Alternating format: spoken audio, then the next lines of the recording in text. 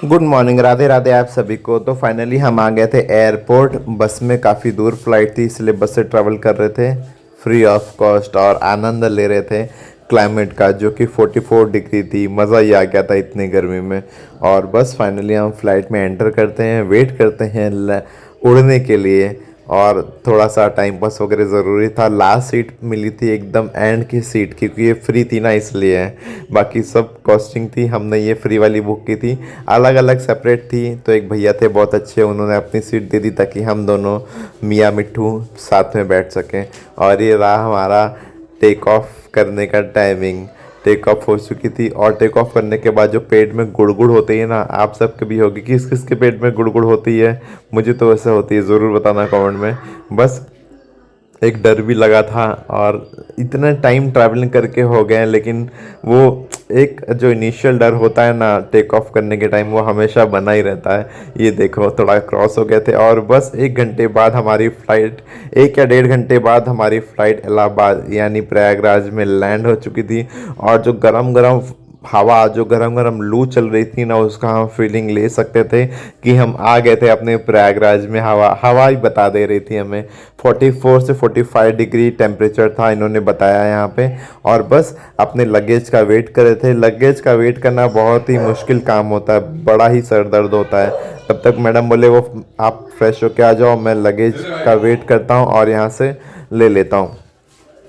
1-2 घंटे बाद कभी कभी ऐसा लगता है कि लगेज ही ना लाए, क्योंकि 1-1.5 घंटे बाद, 1 घंटे एटलीस्ट 15 से 20 मिनट वेट करना पड़ता है। मैं तो आधे घंटे तक हमारी बैग या हमारी लगेज आई नहीं थी। वेट करते करते फाइनली हमें जो हमारा बैग था वो मिल गया और मैडम भी फ्रेश होके आ गए थे। तो हम अब आगे का सिनेरियो हमारा ऐसा लग रहा था कुछ डैमेज हो गया है। बैग के ऊपर से काले काले धब्बे पड़ गए थे, क्योंकि ये कुछ वीडियो मैंने यूट्यूब के वीडियोस वगैरह देखे हैं कि ऐसे ही लगेज फेंकते हैं और केयर नहीं करते। तो थोड़ा मेरे साथ भी ऐसे ही कुछ हुआ था।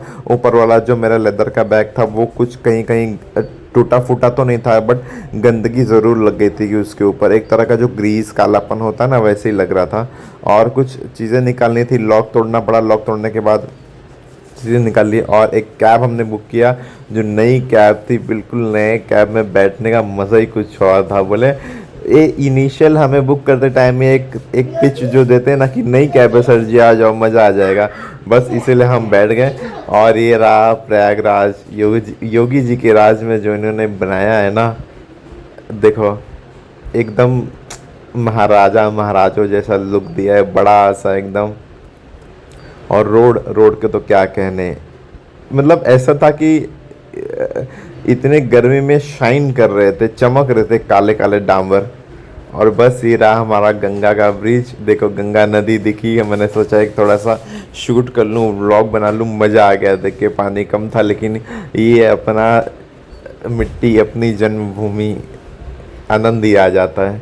बस यहाँ से मैडम बता रही थी कहीं गए थे हम सब, तो यहीं आए थे। और ये रहा हमारा, फाइनली हम घर पहुँच गए थे। ये रहा हमारा गांव का घर जो पापा ने बनाया है। ये लोकी बड़ा कुत्ता बच्चा है, ये देखते ही इतना शरीर पे चढ़ने लगता है।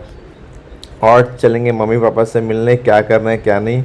और ये रहा भूमिक भी आया है, पापा मम्मी और अमृता सब बातचीत कर रहे थे। ऑलरेडी हम आ गए थे, मैंने शूट एक पीछे से जाके अगेन मैंने शूट किया ताकि सबको आपको एक ही साथ कैमरे में दिखा सकूं। सब बात कर रहे थे बढ़िया। हम पहुँचते पहुँचते हमें शाम के 6 बज गए थे।